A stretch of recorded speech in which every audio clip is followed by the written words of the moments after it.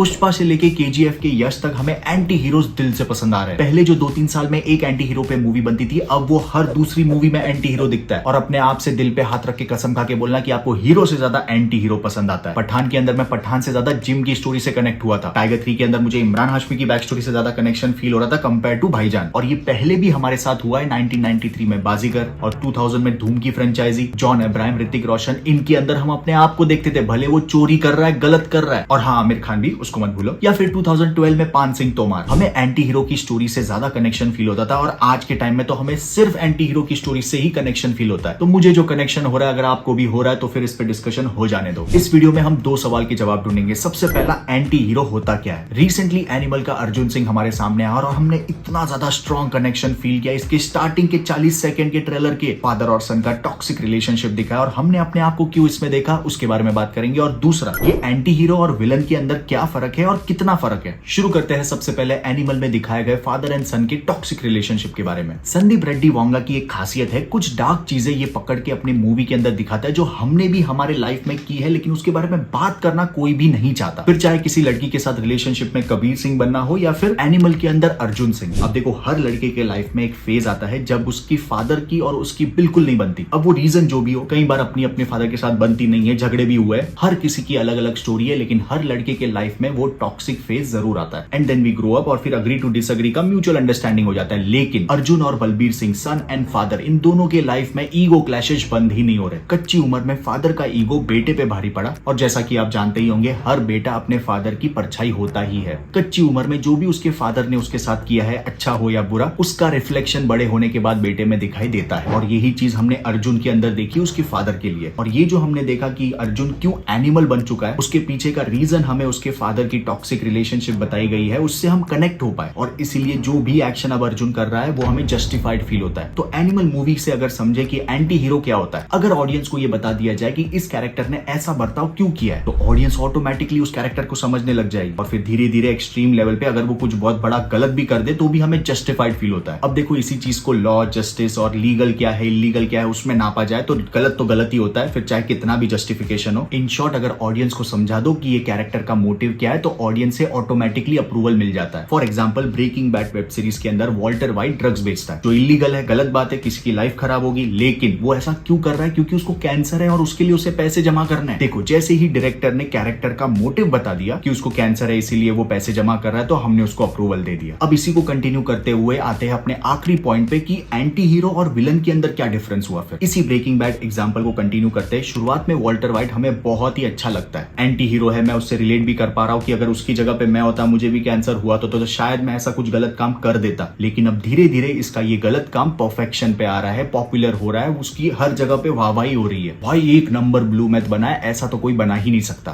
तुरंत Walter white ने एक दूसरी आइडेंटिटी बनाना शुरू कर दिया, हाइजेनबर्ग नाम का, जिसका मकसद है उसको और कोई कंपटीशन नहीं चाहिए, वही नंबर 1 है। और इस चीज को कंटिन्यू रखने के लिए वो किसी भी हद तक जा सकता है और वो जाता भी है। उसे वो हाइजेनबर्ग की पावर, डोमिनेंस बहुत ही ज्यादा एडिक्टिव लगती है, उसको अपनी इंपॉर्टेंस फील होती है इस दुनिया में। I am not in danger, Skyler. I am the danger.